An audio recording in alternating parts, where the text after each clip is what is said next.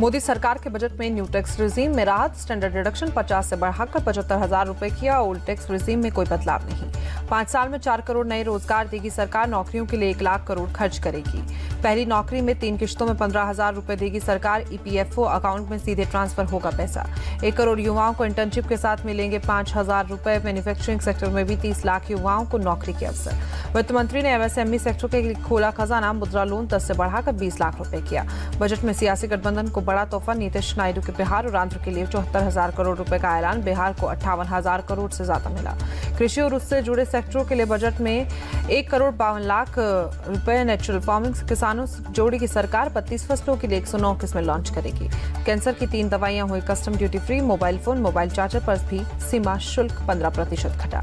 सोना और चांदी पर सीमा शुल्क घटकर 6% हुआ। चमड़े से बने जूते, इलेक्ट्रिक गाड़ियां, सोलर पैनल सस्ते होंगे। शहरी आवास योजना के लिए 10 लाख करोड़ का पैकेज। मजदूरों के लिए सस्ते घर की हाउसिंग स्कीम। मुफ्त राशन योजना 5 साल के लिए बढ़ाई गई। देश के 80 करोड़ लोगों को फायदा मिलेगा। पीएम आवास योजना के तहत 3 करोड़ नए घर बनेंगे। रक्षा क्षेत्र में देश और मजबूत होगा। बजट में रक्षा मंत्रालय को मिलेंगे 6 करोड़ 21 लाख। रक्षा मंत्री राजनाथ ने आभार जताया। पीएम मोदी ने कहा, यह मिडिल क्लास को ताकत देने वाला बजट। युवाओं को असीमित अवसर मिलेंगे। पीएम मोदी ने कहा, यह बजट विकसित भारत के लिए है। आर्थिक विकास में तेजी आएगी। गृहमंत्री अमित शाह ने बजट को दूरदर्शी बताया। कहा, देश के विकास को गति मिलेगी। बिहार को 58,000 करोड़ का फंड मिलने पर बोले सीएम नीतीश, फंड मिलने से प्रदेश को फायदा मिलेगा। बिहार के उत्थान के लिए केंद्र ने बड़ा कदम उठाया। डिप्टी सीएम विजय सिन्हा का बयान। केंद्रीय मंत्री गिरिराज सिंह का बयान। बिहार को मिला सुपर पैकेज। महिला, युवा, किसान, गरीब का ध्यान रखा गया। आंध्र को 15,000 करोड़ का फंड मिलने से खुश बीजेपी सांसद। जश्न में केक काटा गया। आंध्र के सीएम चंद्रबाबू नायडू ने पीएम मोदी और वित्त मंत्री का आभार जताया। कहा, राज्य की जरूरतों को पहचानने के लिए शुक्रिया। सीएम योगी ने बजट को सबके विकास का बजट बताया। कहा, 5 ट्रिलियन इकोनॉमी की दिशा में बढ़ने वाला बजट। ये देश की तरक्की का नहीं, मोदी सरकार बचाओ बजट है। कांग्रेस अध्यक्ष मल्लिकार्जुन खड़गे का तंज। राहुल गांधी ने बजट को कुर्सी बचाओ बजट बताया है। कहा, दोस्तों और सहयोगियों को खुश करने पर फोकस रहा। अखिलेश यादव ने बजट को नाउमीदी वाला बजट बताया। कहा, युवाओं की पक्की नौकरी का कोई इंतजाम नहीं।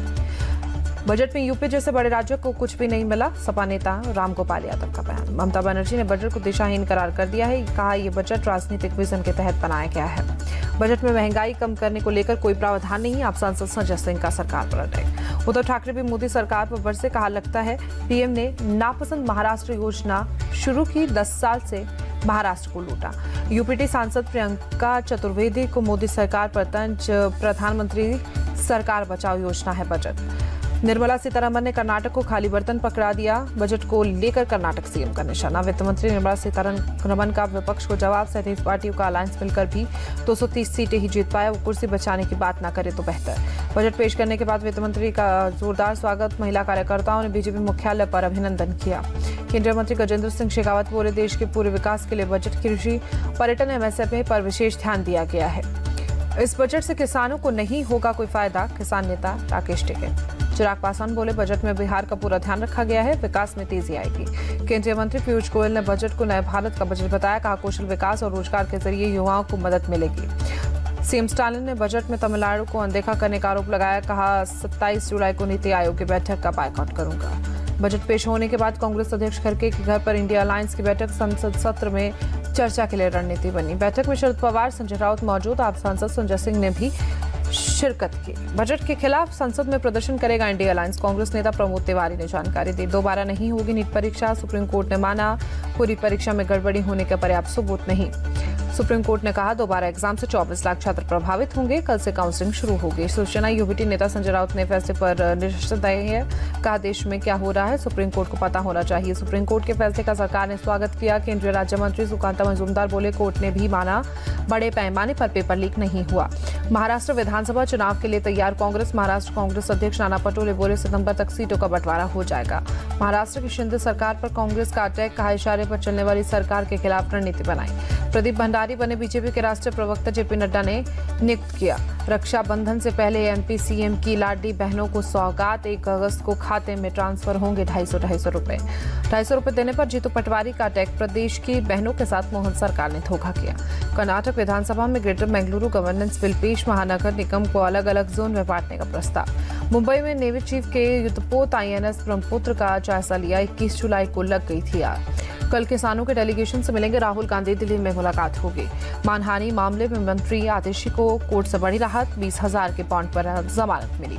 कर्नाटक सरकार को हाईकोर्ट से बड़ा झटका, ईडी अधिकारियों के खिलाफ चल रही जांच पर रोक। जम्मू कश्मीर के कुपवाड़ा में आतंकियों से मुठभेड़, लुलाब इलाके में 2 से 3 आतंकियों को घेरा गया। मुआवजा देने में लापरवाही बरतने पर सीएम योगी का एक्शन, 5 जिलों के एडीएम को चेतावनी दी गई, 3 एसडीएम से स्पष्टीकरण मांगा गया। अवैध टेलीफोन एक्सचेंज गैंग पर यूपी एसटीएफ का शिकंजा, सिम बॉक्स के साथ एक आरोपी गिरफ्तार। कानपुर के मोहर्रम के जुलूस के दौरान आपत्तिजनक नारेबाजी, 40 लोगों पर एफआईआर दर्ज, आरोपियों की तलाश जारी। हापुड़ में पेट्रोल के टैंकर में आग लगी, जिससे 2 लोगों को अस्पताल में भर्ती कराया गया। यूपी के बरेली में मोहर्रम पर बवाल करने वालों पर एक्शन, 10 आरोपियों के घर पर बुलडोजर चला। युवक की पीट कर हत्या करने के मामले में पुलिस ने कार्रवाई की। अब तक 35 दंगाइयों की गिरफ्तारी हो चुकी है। माले में रोहित हत्याकांड में प्रशासन का एक्शन, मुख्य आरोपी के घर पर बुलडोजर चला।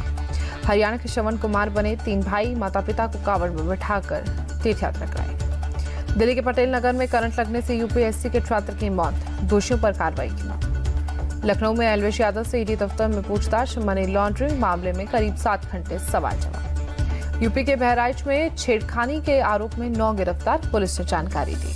जम्मू कश्मीर के बारामूला में भीषण आग लगी, बाजार में कई दुकानें जलकर खाक। हरियाणा के करनाल में कार ने पुलिसकर्मी को कुचला, 2 आरोपियों को जेल भेजा गया।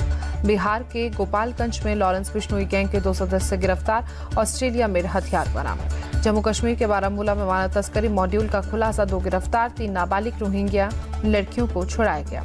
पटना में भीम आर्मी के लोगों पर पुलिस का लाठीचार्ज, आरक्षण समेत 12 मांगों को लेकर विधानसभा की ओर कर रहे थे कुछ।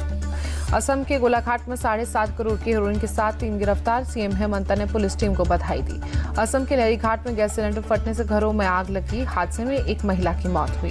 हरिद्वार में एसडीआरएफ ने 2 कावड़ी को डूबने से बचाया, अलग अलग घाटों में रेस्क्यू किया।